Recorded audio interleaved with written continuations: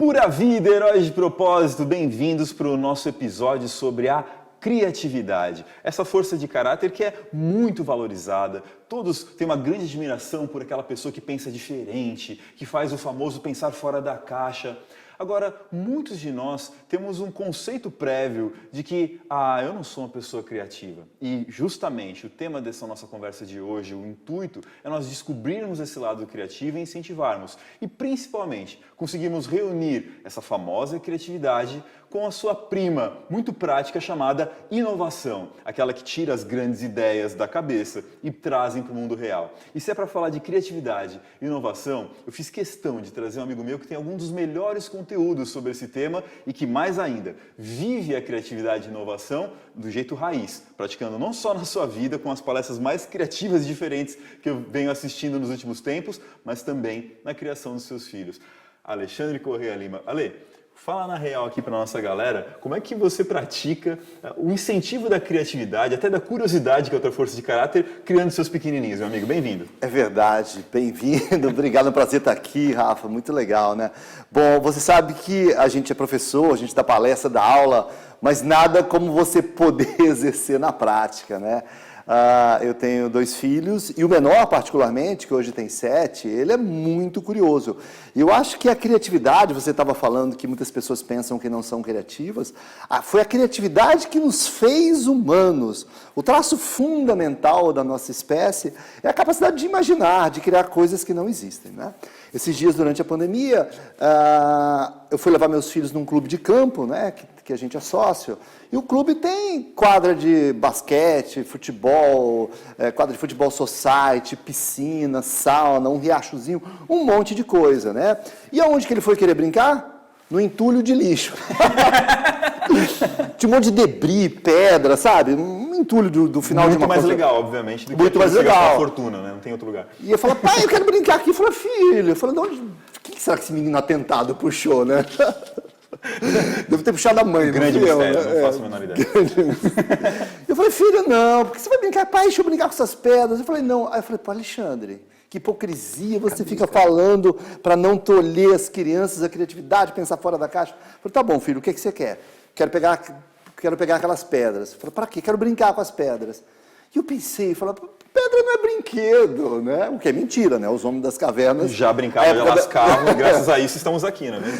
Pois é. Aí no fim eu pactuei com ele e falei, olha, você não pode pegar pedra grande, não pode deixar cair no seu pé, não pode tacar no seu irmão, pegue lá. Quero pegar 7 pedras. Não, pega 3, 7 é demais. Regra de engajamento, mas vamos dar liberdade. Isso. Aí deixei, mas a gente já estava indo, ele pegou as pedras, levou para casa, chegou em casa em 15 minutos, né?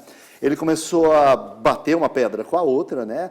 E ele viu que podia desenhar. Uma pedra ele desenhava na outra. Aí ele falou assim, pai, será que foi assim que o homem das cavernas pintavam as cavernas, faziam pinturas nas cavernas? Pronto, em um curto espaço de tempo ele já fez a evolução do homem paleolítico ali. Isso! Aí depois ele começou a bater uma pedra, aí trincou, era dia, era sol, e aí começou a dar um brilhinho, assim, tipo um fragmento de cristal. Ele falou, pai, será que isso é uma pedra preciosa? Será que a gente pode vender e ganhar algum dinheiro? Olha aí. E depois ele começou a bater uma varetinha que ele tinha na mão, batendo nas diferentes pedras e viu que diferentes tamanhos, ou dependendo do ângulo que ele batesse na pedra, ele está começando a ter aula de bateria, gerava diferentes sons. 15 minutos ele teve uma noção de história, de arqueologia, de minerais, ou seja... Música, e assim, isso é uma coisa que acontece, a gente fica tolhendo a criatividade das crianças. Eu traço às vezes umas analogias do tipo... Na criança a gente tem a questão da curiosidade, que a gente vai matando ao longo do tempo, né? O Picasso falava, né? Sim. Que toda criança já nasce artista, mas ela deixa de ser artista à medida que o tempo passa. Mas a gente precisa ter a rebeldia, que é contestar o status quo. Então o lado adolescente, sabe, essa bomba de hormônios que a gente é na adolescência, de contestar, isso tem um valor, sabe? O quebrar tudo. Sim. Porque senão a gente fica repetindo o padrão do passado. Inclusive padrões muito ruins, né? De coisas que a gente aceitava, que hoje são inaceitáveis. Então, a gente precisa preservar essa criança, que a gente já nasce com ela. A gente precisa ter o lado rebelde, dizer a hora, falar, pera lá, deve ter um jeito melhor, mais bacana, diferente de fazer o que a gente está. E tem um lado adulto também, da maturidade, que é você entender que a criatividade requer técnicas, ferramentas, disciplina. Você fala, nossa, Alexandre, como é que você é criança, adolescente e adulto? Está tudo dentro da gente. Você já passou por cada uma dessas fases, Tá teve tudo cada uma dentro da dessas gente. É experiências. só a gente não sufocar, nenhum desses seres que vivem dentro da gente. Nessa interação entre essas nossas fases, a nossa criança que está aqui, esse adolescente que desafia o status quo, disruptivo, que questiona, e esse adulto que vai encontrar aplicações práticas para a sua vida, entra também a questão do repertório, né? O repertório de criança, o repertório de adolescência e de adulto. Como é que fica a questão do repertório para a gente desenvolver esse lado criativo, Ale?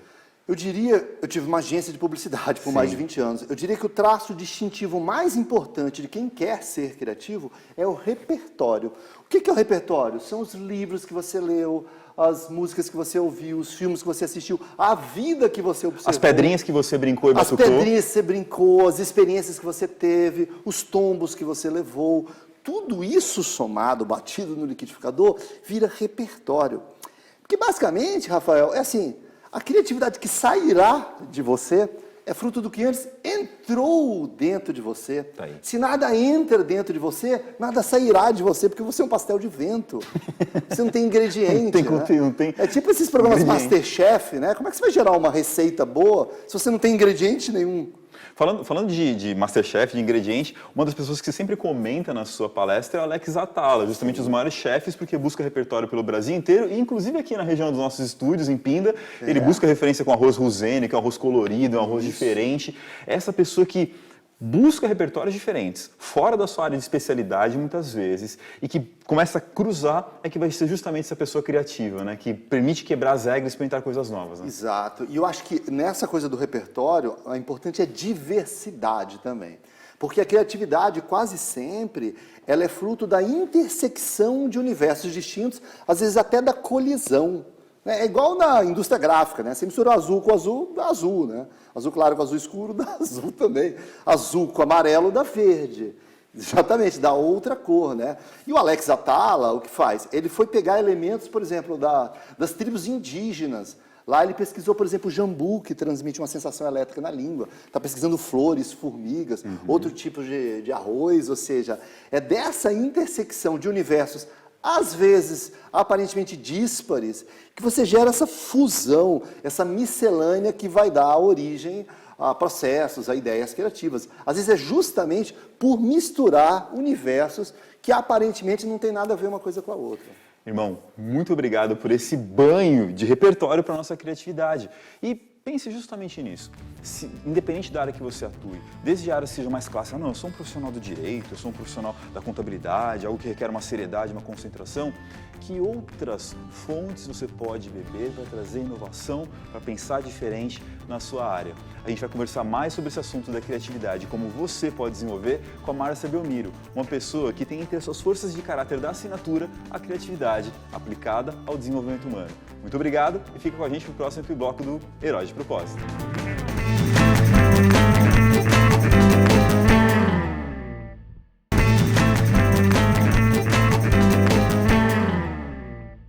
Em continuidade às nossas conversas sobre a criatividade, sobre a inovação, essa capacidade de pensar diferente, já que o Alê contou para nós que o espírito criativo ele vem da nossa criança interior, esse adolescente, para que o nosso adulto valorize isso, como fazer? Não só para não matar, mas para incentivar essa criança, esse adolescente que tem dentro de nós e principalmente para nós que educamos crianças e adolescentes, como fortalecer isso. Se tem alguém que pode falar sobre esse assunto com propriedade, é minha amiga Márcia Belmiro, que é a fundadora do Instituto de Crescimento da Criança e do Jovem. Bem-vinda, Márcia!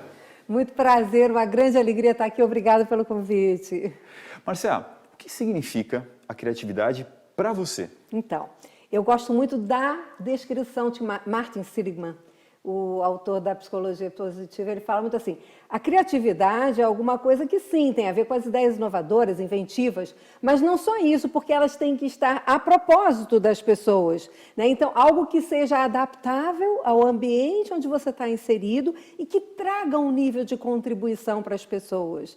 Eu gosto muito dessa definição dele e eu entendo criatividade dessa forma. E é muito assim mesmo, né? Que é aquela fronteira que a gente comentou no primeiro bloco entre a criatividade e a inovação. Quando alguém que tem uma ideia diferente consegue trazê-la para a prática, aí ela consegue aplicar essa criatividade e ser inovadora, né? E fazer sentido para as pessoas, né? Você ser super criativo para coisa alguma, Onde é que até fica? porque a criatividade ela vai fazer sentido quando surge um problema.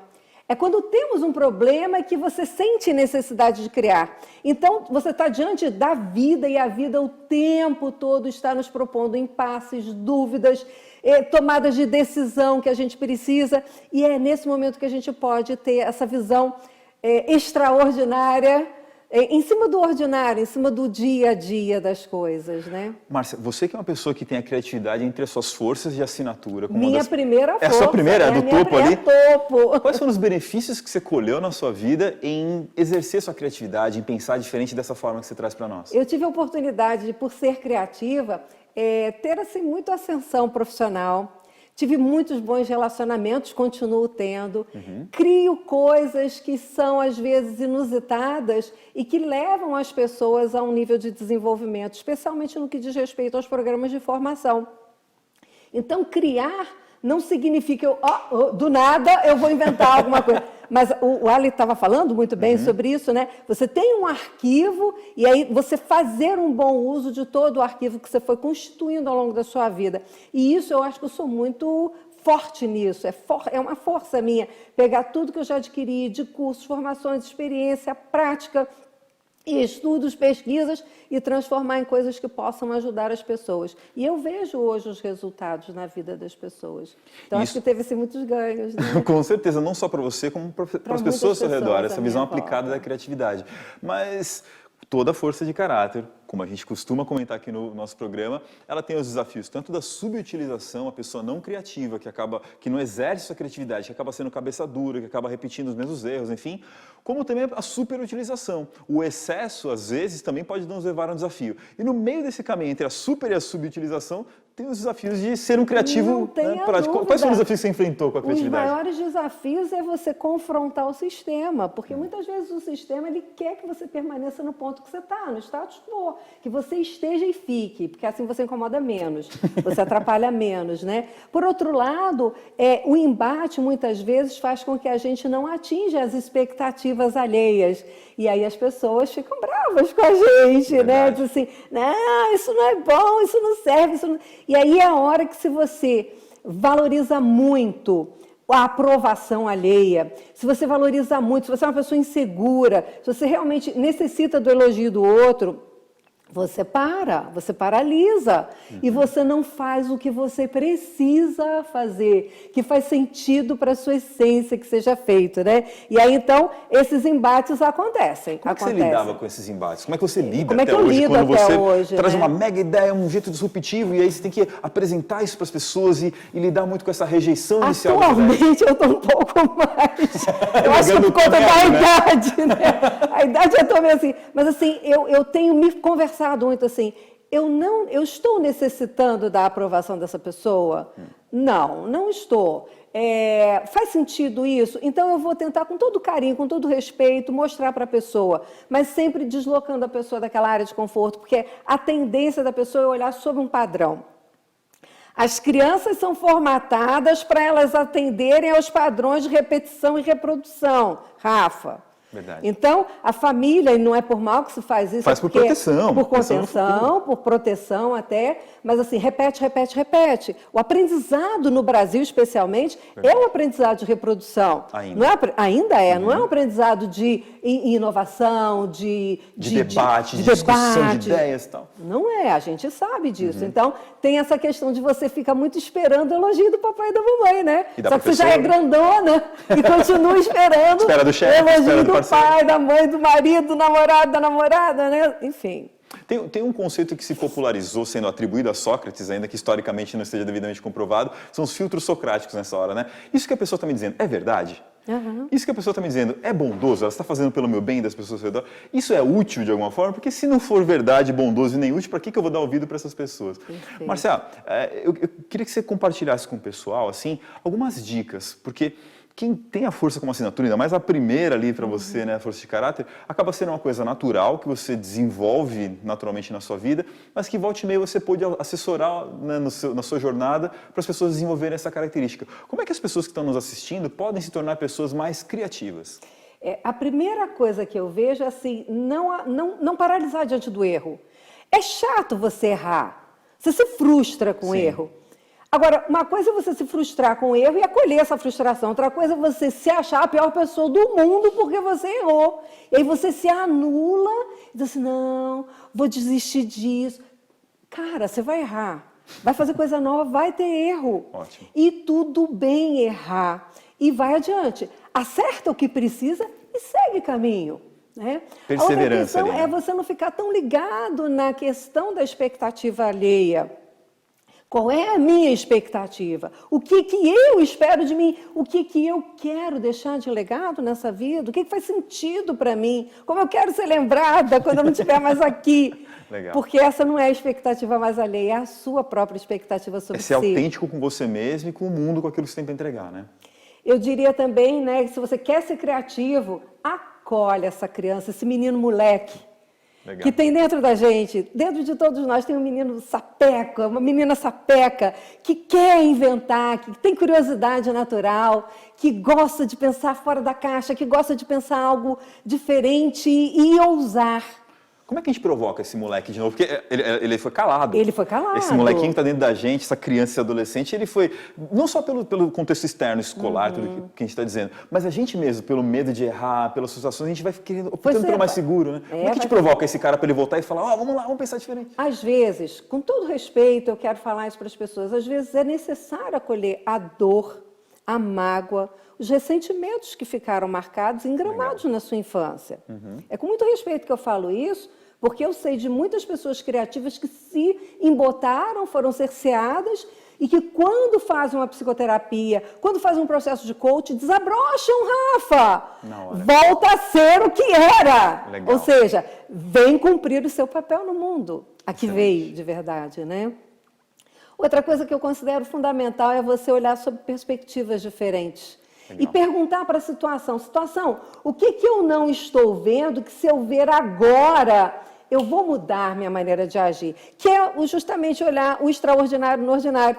Olhar de uma forma nova, com um ângulo novo, com uma lente diferente do seu cérebro. E celebrar sempre as pequenas conquistas. Se você começa a ser criativo, você já vai ter alguns resultados novos. Celebra.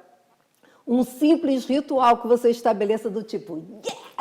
Cara, já é incrível, Já porque cria aquela âncora cria uma ali, âncora bacana, positiva. tipo, uau, que bacana, eu consegui, eu conquistei. E isso já dá um ânimo bacana para você dar continuidade a ser criativo. Márcia, muito obrigado pelas suas contribuições com a nossa criatividade e como você tem reavivado a criatividade nas pessoas. E enquanto eu vinha para cá para gravar esse episódio, eu estava ouvindo um podcast com alguns dos grandes nomes da criatividade, do improviso, que são Murilo Gun, Márcio Balas. Eles diziam muito coisas bastante conectadas com o que a Márcia disse para nós. Olhar do sim. Diga sim para as situações. Diga sim para você mesmo quando tropeça. Diga sim para as oportunidades. Diga sim para repertórios diferentes. Diga sim para as oportunidades para despertar a sua criatividade.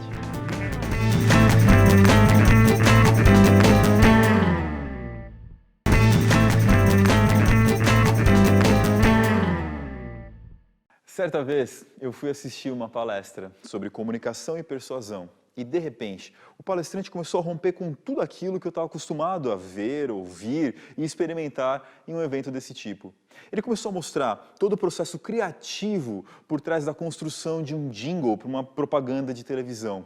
E depois conectar a apresentação dele com as bases de uma comunicação realmente persuasiva. E é este palestrante, Álvaro Fernando, que vai vir contar aqui para nós como você pode desenvolver a sua criatividade. Meu querido Álvaro Fernando, então conta para nós aqui como que a gente pode fazer para despertar a criatividade. Fala, Rafa, meu rei, beleza? Tudo tranquilo aí? Beleza, Cara, irmão? é uma alegria estar aqui com você para falar sobre o assunto mais gostoso do mundo, que chama criatividade, né? Imagina o que seria a vida da gente sem ela, no tédio, tudo igual, todo dia, a mesma coisa. Então, falar sobre criatividade tem esse cheiro de chuva, de grama molhada, de frescura da gente, né? Eu queria fazer um comentário sobre a fala do Alexandre e da Márcia, que foram muito interessantes, né? E relembrando que o Alexandre falou sobre essa questão da pedra, do filho que queria levar as pedras para casa, brincar com as pedras e tudo, né? E a Márcia que falou sobre aquele sentimento interno do criativo, as dores do criativo, de querer poder errar, de ser compreendido, de botar a bola para frente, né? E isso vai desaguar num ponto que a Márcia mesmo tocou, que é sobre a criatividade e a inovação, né? Diferenças e semelhanças entre um e o outro. Então, eu queria começar dizendo que quem faz a grande inovação são aqueles que dizem sim, são aqueles que falam vamos em frente, né? Perceba no qualquer produto que você tenha comprado, que você considere criativo, um filme que você assistiu, um show que você viu, teatro que você foi, teve alguém que aprovou um cenário, um figurino que disse sim, que disse pode levar a pedra para casa, vamos brincar com pedra hoje. Então, sempre que me procuram para falar sobre criatividade, em especial no universo corporativo, falam, mas como é que a gente faz para o nosso pessoal ficar mais criativo? A gente tem que trabalhar com a pessoa que diz o sim, com a pessoa que assina o cheque, com a pessoa que diz vamos em frente. Porque eu trabalhei 30 anos para os maiores anunciantes do Brasil e consegui fazer trabalhos criativos para aqueles que embarcavam na viagem. Então, essa é o primeiro conselho que eu tenho para quem está falando sobre, quem está pensando sobre criatividade, é assim, perceba que sempre tem criativos e tem pessoas que trabalham junto aos criativos, que geralmente aprovam aquilo que os criativos fazem, que abraçam, que vão em frente, né? Esse cara é muito importante no processo.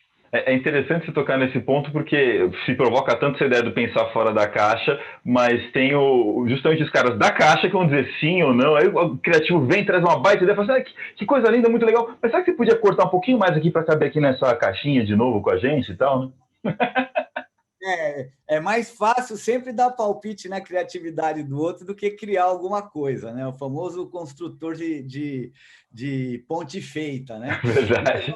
Tocou num termo muito importante, que é o pensar fora da caixa, né? Porque a gente tem ouvido muito falar isso e já faz tempo. Já faz uns 10 anos que a gente está falando pensar fora da caixa, né? Então, o conselho que eu posso dar é o seguinte: se você está pensando fora da caixa uma vez, duas vezes, tudo bem. Da terceira vez em diante, toma cuidado. Pelo seguinte, olha, nós estamos aqui numa condição X e daí nós queremos fazer, sei lá, um evento da empresa, um evento corporativo, ou criar uma roupa, ou fazer um discurso fora da caixa. O que a gente está querendo dizer com isso? Pioneiro, inovador, diferente, revolucionário, né? É algo assim que a gente está procurando.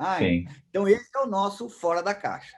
Beleza. Até aí, show. Só cuidado, se você fizer sempre isso, está na hora de você pensar na sua caixa, né? A caixa está com problema, porque toda hora você tem que pensar fora da caixa. Então, quando me chamam, às vezes, Álvaro, vem, vamos pensar alguma coisa fora da caixa? Tudo bem. A partir da segunda, terceira vez, eu falo, vocês precisam rever a caixa, né? O que são o que é essa proliferação de startups? É um monte de gente fazendo caixas. Se você chegar para ele e falar, pensa fora da caixa, ele vai dizer, não, eu quero pensar dentro da minha caixa. Minha caixa é demais. Minha caixa é show de bola, né? Então, só cuidado com isso. Pensar fora da caixa, mas quanto tempo pensar fora da caixa? Agora, eu sempre digo, eu penso dentro da minha caixa, porque a minha caixa, eu acho ela legal. A hora que eu precisar ficar pensando só fora da caixa, eu vou jogar minha caixa fora. Né? Tem um ponto curioso nisso, né, do pensar fora da caixa, que o pessoal está sempre pensando em criatividade como algo extraordinário, aquilo que vai fugir do comum. Mas o pré-requisito para existir algo extraordinário, fora do ordinário, é existir algo ordinário, algo que está de acordo com a ordem, uma regra. Agora é questão de rever, essa regra é boa, ela é positiva, ela é contributiva, ou ela está mais atrapalhando e emperrando do que contribuindo com o meu negócio, né, Álvaro? E dá mais num momento que a gente vive uma crise de valores humanos. A gente não sabe mais o que é certo e o que é errado. A gente não sabe mais o que é bom e o que é ruim, né? Isso acontece na criatividade? Lógico. O tempo inteiro, por isso o criativo se sente incompreendido. Você imagina que a autora do Harry Potter levou o trabalho dela, que foi o maior trabalho de maior sucesso da década, em 23 editoras. Então, a gente vai pensar o quê? Mas é porque o mercado editorial britânico, esse sim, não sabe ver as coisas? Não. Isso você pode imaginar que está acontecendo a todo tempo. Eu estou cansado de ver gente que está cheio de ideias criativas interessantíssimas, mas precisa de um parceiro que queira tocar ela para frente, né? Então, esse é um ponto importante. Como é que é? Como é que a gente avalia isso tudo? Você conhece a história da alemã, caso verídico, que ganhou um prêmio nos Estados Unidos e que era uma estátua que ela mandou, chamava A Cabeça de Cavalo. Ela ganhou o prêmio de crítica, primeiro lugar, foi convidada para ir para lá, recebeu um cheque, um prêmio, e quando chegou lá descobriu que a cabeça ainda estava embalada.